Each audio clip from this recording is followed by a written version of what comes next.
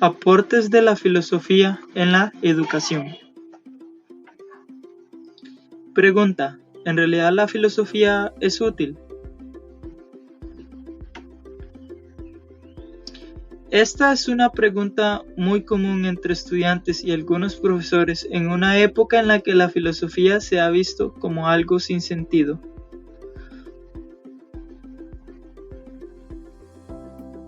Puesto que la filosofía no se enfoca en la productividad o hacer dinero, sino en el desarrollo humano que brinde una formación para la vida, pensamiento y problemas.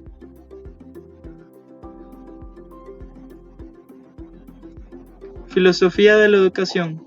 Se percibe la filosofía de la educación como algo autónomo epistemológico y que produce una forma original de pensamiento. En la filosofía de la educación existen posturas sobre lo que se debe enseñar. La formación del estudiante, tanto la pedagogía como la filosofía, tienen un compromiso de formar educadores que reflexionen de hechos y no de especulaciones. Algunos aportes filosóficos tienen relevancia en el enfoque sociológico empírico de la educación. La filosofía de la educación hace una reflexión del significado, propósito, preocupaciones y relevancia de temas en educación. Esta ofrece una perspectiva única en políticas educativas y nos da una perspectiva crítica y contemporánea de las políticas de educación. La filosofía de la educación nos ayuda a hacer preguntas de valores, significados, nos ayuda a vivir.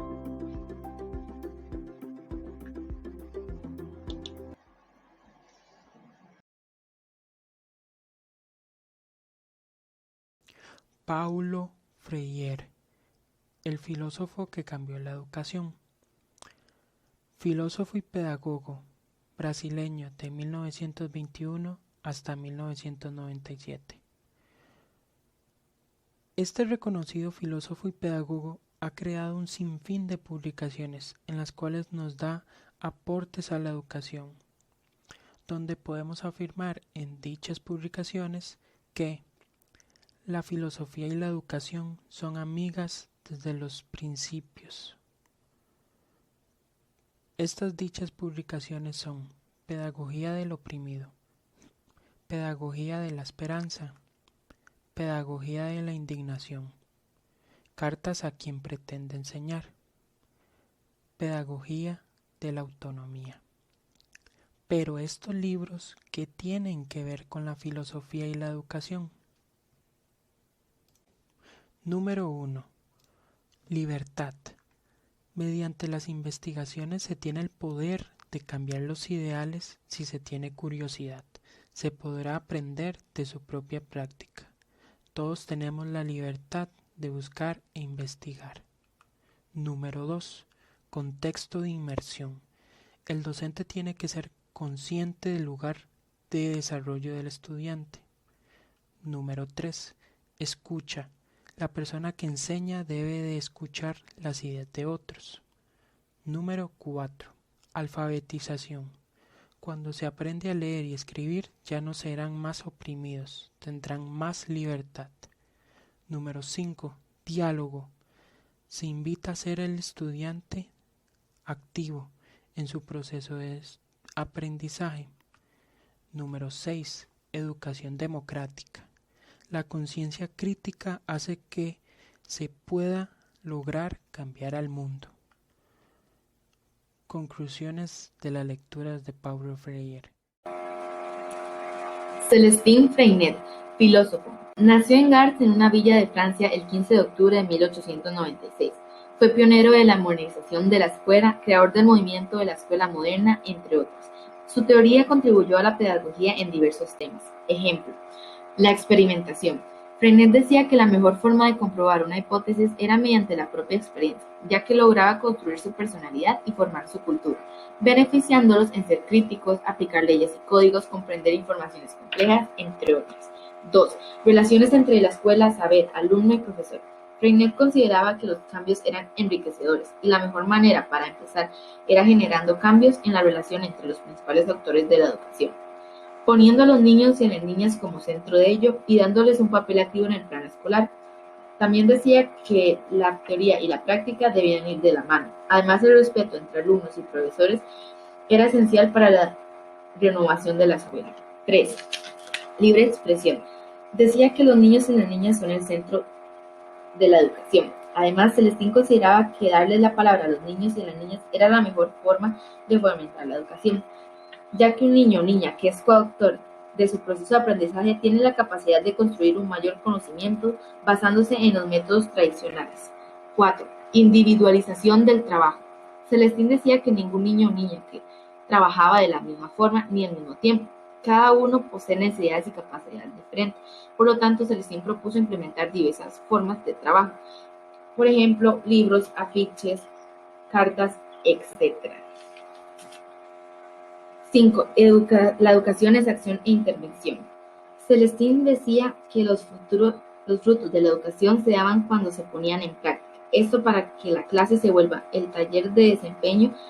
Además, el proceso debe incluir la interacción entre niños y niñas por medio de visitas a otras escuelas, instituciones, etc. Esto con el fin de expandir sus conocimientos. Ejemplo, escribir libros, hacer exposiciones, conversar con algún compañero lo aprendido, dar opciones críticas, etc.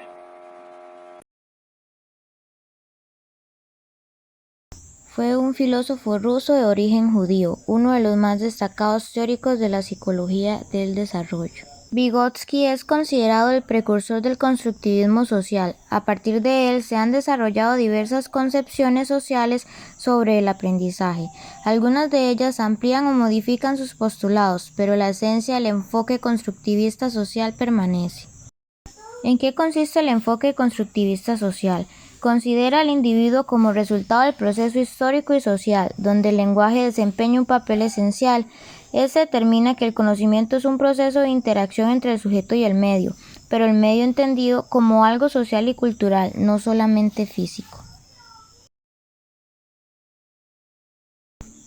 Por último, también rechaza los enfoques que reducen la psicología y el aprendizaje a una simple acumulación de reflejos o asociaciones entre estímulos y respuestas.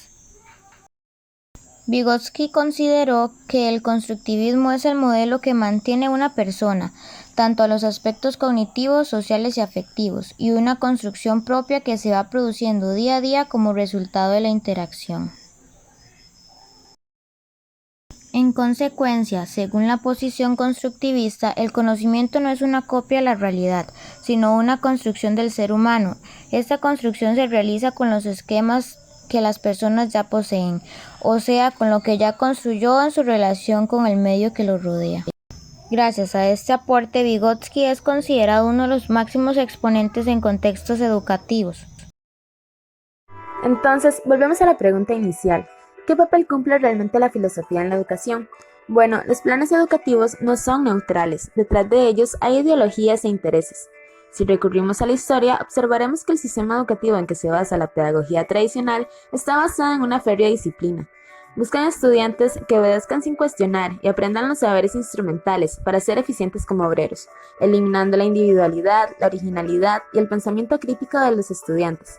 ¿Qué buscan los planes educativos? ¿Personas críticas y autónomas o simples obreros obedientes? Algunos planes educativos consisten en reducir o eliminar las humanidades, la filosofía y el arte, ya que enfocan sus prioridades en los saberes técnicos. Es posible que la filosofía no sirva para construir muros, pero sí para derrumbarlos. La filosofía nos ayuda a analizar críticamente nuestras ideas y las ideas que hay a través del mundo, para ser conscientes de ellas e intentar mejorarlas, para reflexionar y dialogar entre nosotros. La filosofía debería de estar en los sistemas educativos, ya que el mundo está lleno de ideas filosóficas y en función a estas ideas actuamos y percibimos el mundo. ¿Cómo podemos ser individuos responsables si no somos conscientes de dónde nacen nuestras ideas, de las cuales se fundamentan nuestra forma de vida? La filosofía sirve para analizar lo que pensamos y no dejarse alinear y luchar contra las emociones irracionales. El objetivo de la educación debería no ser solamente producir un buen estudiante, sino un individuo completo que contribuya a la sociedad positivamente y la ayude a mejorar. Y creo que ese es el papel que cumple la filosofía en la educación.